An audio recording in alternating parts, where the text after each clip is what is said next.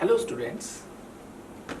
So in a previous video I am discussing with you about the transverse electric mode, and in which I have told you that the transverse electromagnetic waves travels in an infinite medium without boundary surfaces. This is the first consequence of the transverse electromagnetic mode.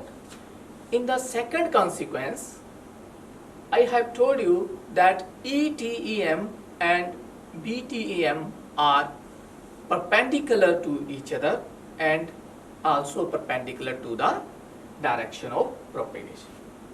Third consequence, which is again a very important consequence, that is TEM waves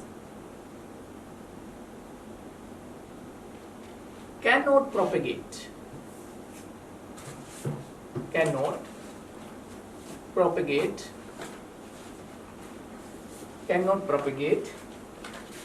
a hollow waveguide. TEM waves cannot propagate in a hollow waveguide. Hollow, or you can say the empty waveguide. This is very important, and in generally these questions can be asked in your exam. TEM waves cannot propagate in a hollow waveguide. Why TEM waves cannot propagate in a hollow waveguide? We can understand in this way if we say that TEM wave is to exist in a hollow waveguide. If TEM wave is to exist in a hollow waveguide, अगर TEM wave hollow waveguide में exist करती है तो क्या होगा? B and H, the field lines B and H form closed loops. Magnetic field, they form closed loops. So for that, we will apply the Ampere circuital law, and according to that, that is H dot dl is equal to mu naught I plus mu naught curly dzy curly t, like this. Either you can write on mu naught, because in a waveguide have a finite permittivity and permeability, mu I plus mu. This term represents this current represents a conduction current.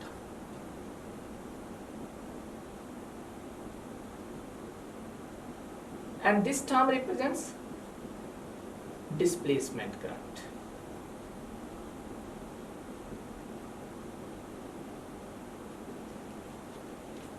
Right? I said if TEM wave is to exist in a hollow waveguide, B and H form closed loops. So now, without any inner conductor, because it is hollow, so without any inner conductor, there is no conduction current. Without any inner conductor, there is no conduction current. It means this term goes to zero. No conduction current.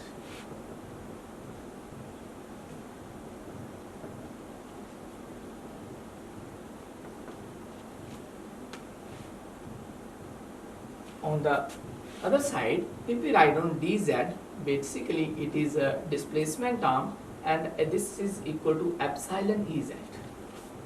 dz is equal to epsilon Ez. But we know that in TEM mode, Ez is equal to 0. If Ez is equal to 0, it means dz is equal to 0. It means there is no displacement current. So this indicates no displacement current.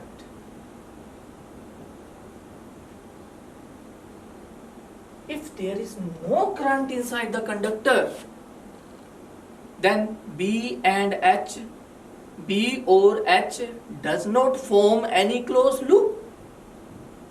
So we can say that TEM waves cannot propagate in a hollow waveguide. Clear है? I hope it is clear to all of you. Or in another way, we can also understand in this way. In the previous article, I have shown you that del T cross ETEM is equal to 0 and del T dot ETEM is equal to 0. So this represents that the curl and divergence of the electric field goes to 0.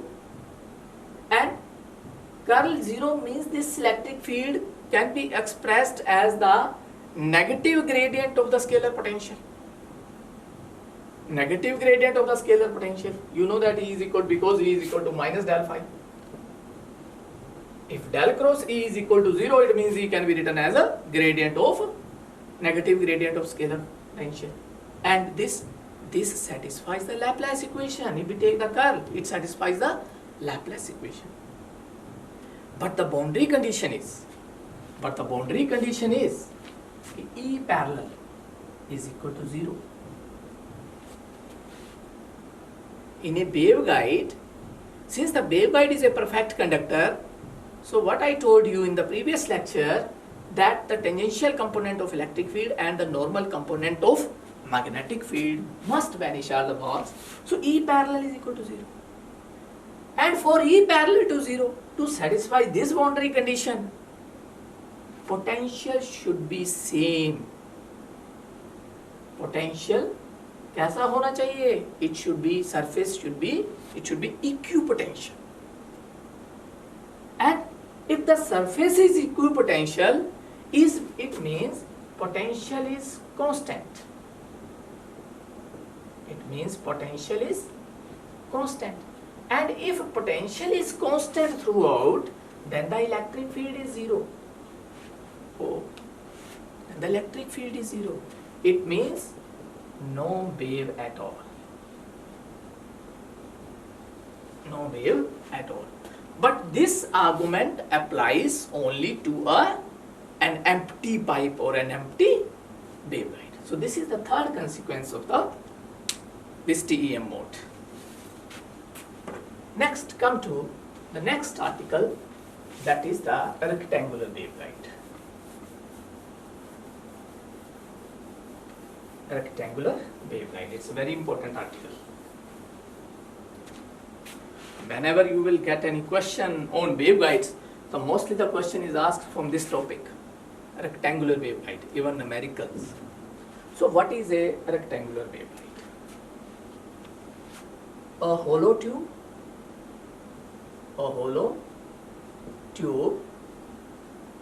with a rectangular cross section. A hollow tube with a rectangular cross section is known as a rectangular waveguide.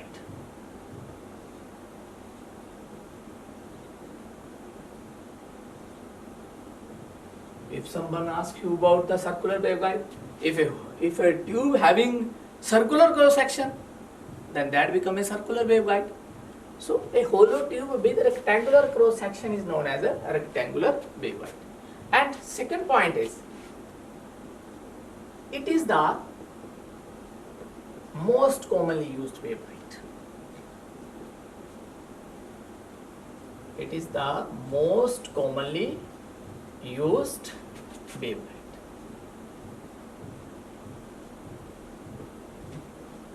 As compared to the other forms, other form means it may be a circular waveguide, it may be a cylindrical waveguide, etc. What type of the cross section of that waveguide is. So why it is most commonly used waveguide? Because other waveguides, they offer no more electrical advantage and they are more expensive to manufacture. That's why I have written here it is the most commonly used waveguide. So in order to study the electromagnetic configuration in a waveguide, we have to solve the Maxwell equations to satisfy the boundary conditions. Since the waveguide is a perfect conductor, so the boundary conditions are psi s is equal to 0 and curly psi by curly n s is equal to 0. I think these points are clear to you. First is rectangular, second is most commonly used waveguide, third is to study the behavior of the electromagnetic waves in a waveguide. Maxwell equations are solved subject to the boundary conditions. So now we consider a rectangular waveguide. Rectangular waveguide, say XY. This is a waveguide in the form of rectangle. This cross section is in the form of rectangle like this, and say this axis we say z axis, and so this is the propagation. Wave is propagating along this axis, say, and here x is equal to 0, x is equal to a, y is equal to 0, and y is equal to b. So consider a rectangular waveguide with sides a and b, and it is filled with lossless dielectric, that is having finite permeability and permittivity, and conductivity is 0. And the boundary planes of this waveguide are the planes located at x is equal to 0 to x is equal to a, and y is equal to 0 to y is equal to b. So first of all, we will discuss about the transverse electric waves.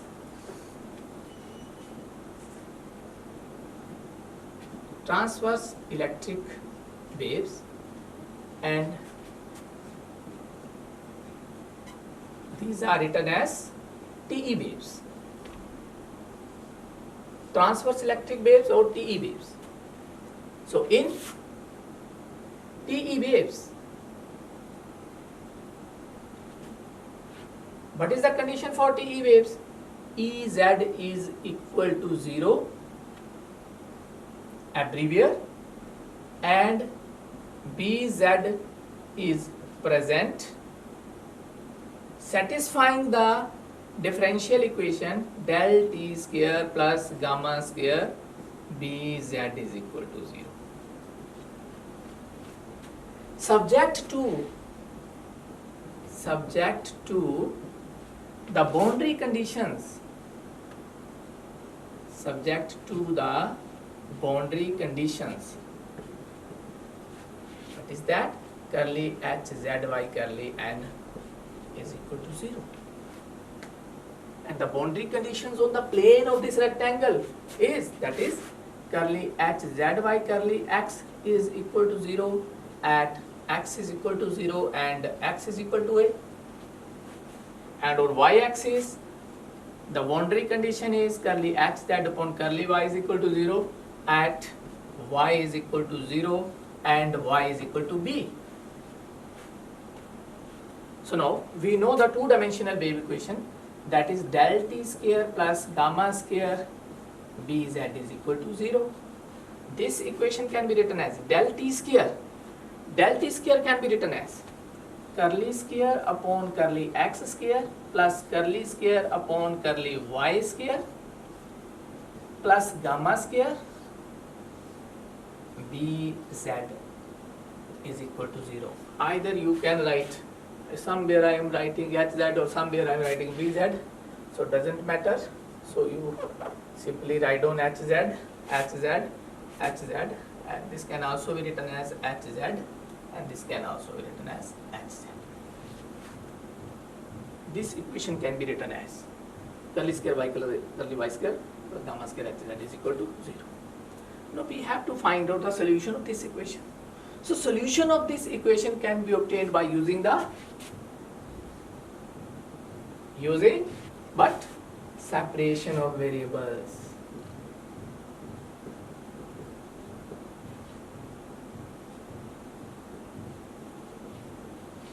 Separation of variables.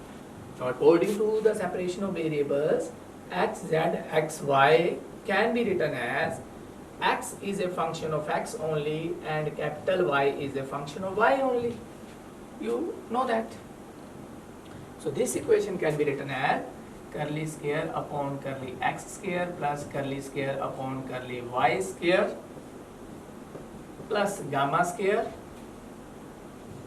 and this is x y is equal to 0.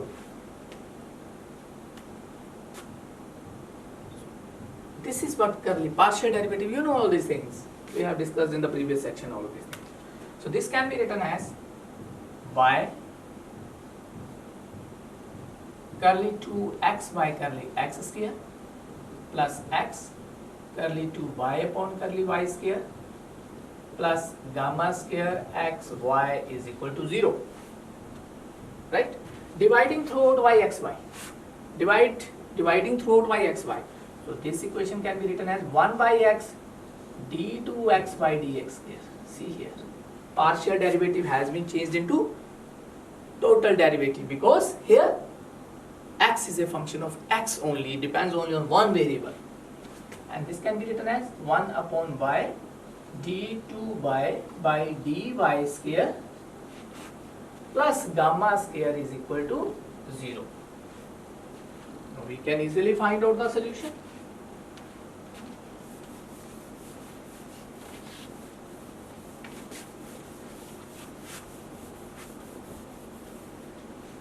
So this can be written as 1 upon y d2y by dy square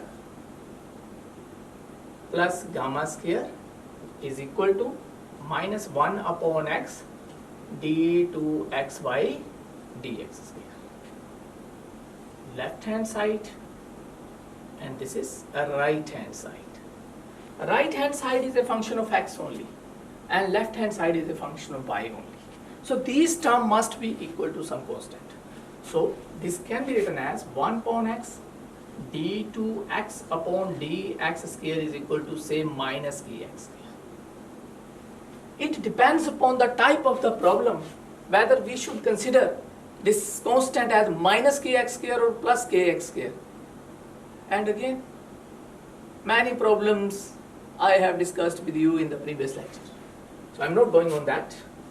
So we can write down d2x y dx square plus kx square x is equal to 0. This is it. Second order differential equation. We can directly write down the solution. You know that x is equal to a sin kxx plus b cos kxx. So this is the solution of this equation. Similarly, for another equation, 1 upon y d2y upon dy square. This can be written as, see here, it is, substitute this value minus kx square, it is plus kx square, so this becomes kx square minus gamma square. And which can be written as, this term should be written as minus ky square as some constant. So this implies, this equation becomes d2y by dy square plus ky square, y is equal to 0. This implies y is equal to a dash sine of kyy plus b dash cos of kyy. So this is, you can calculate the solution for this differential equation. Further, we have to apply the boundary conditions. What are the boundary conditions? Curly hz by curly x. So what is that? Zx y. So we can apply the boundary conditions. What are the boundary conditions? Curly hz by curly x is equal to 0 and x is equal to 0 and x is equal to 0. We will apply on this. So we can write on curly xyx. So what you can write on here? Curly xyx is equal to 0. Either curly xyx or dxyx. You can write on dx by dx is equal to 0 at x is equal to 0 at. So if we differentiate it, firstly we have to find out, differentiate it. This gives a kx cos of kxx minus b kx sine of kxx. Now When x is equal to 0, this is equal to 0, and this is, you can write on kxa into 1 minus 0. This implies a is equal to 0 because kx cannot be equal to 0, right? So a is equal to 0, right? And now second point is, this term is 0 at x is equal to a. This term goes to 0. So second term is minus b kx sine of kx a.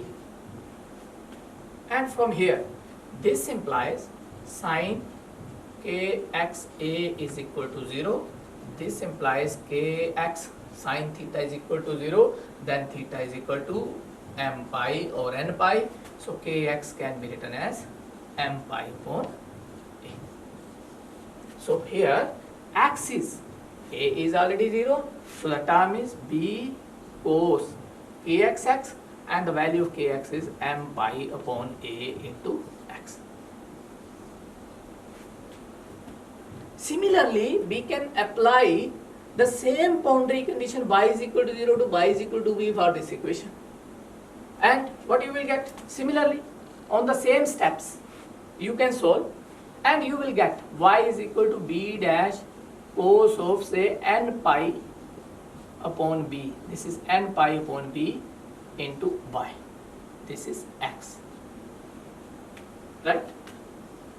So what is the solution? What is hzxy? Hzxy is equal to, that is xy. And what is x? b cos of m pi upon a into x, cos of n pi upon b into y, right? And b dash, and this can be written as b dash cos of m pi upon a into x, cos of n pi upon b into y, and this can be written as some constant, say h naught, cos of, so the value of hz is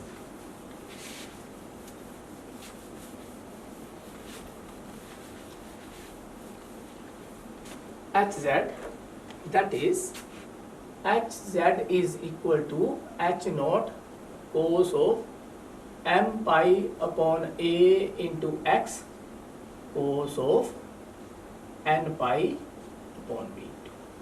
So this is the solution of that second order differential equation. Now further, here, in order to obtain the non-trivial solution, m and n cannot be equal to 0. Keep in your mind. So for that, from here we can write down gamma square is equal to kx square plus ky square. And what is kx square? M pi upon a ka whole square. And what is ky square? N pi upon b ka whole square. So this can be written as gamma mn. Mn, what is mn? What is mn?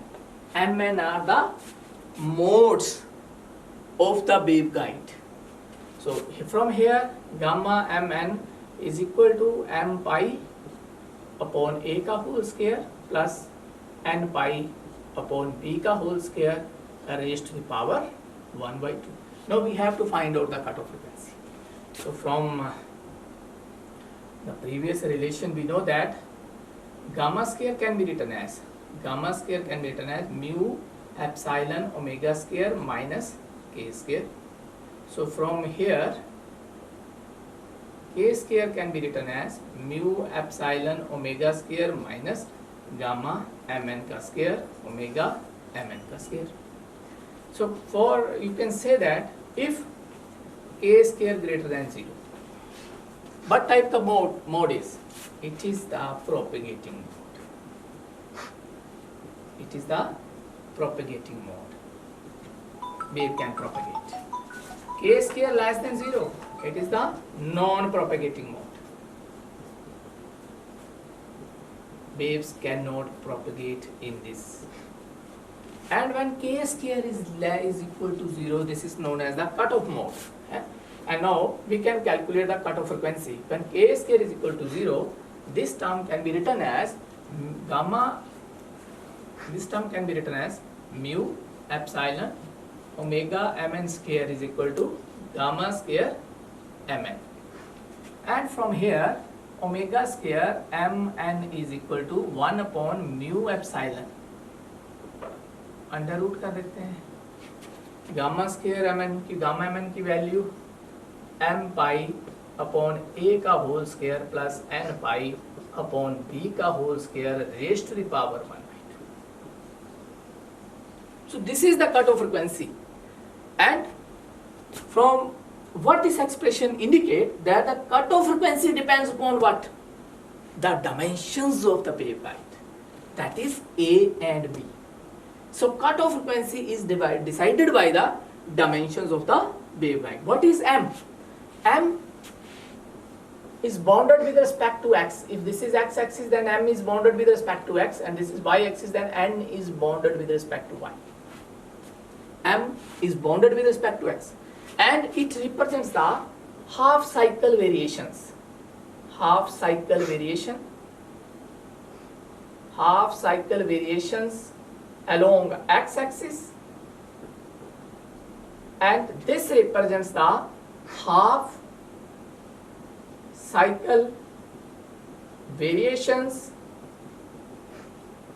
along y-axis. Half cycle variation along x-axis and half cycle variation along y-axis. So this is about the cutoff frequency, and next we will start in the next lecture. Thank you.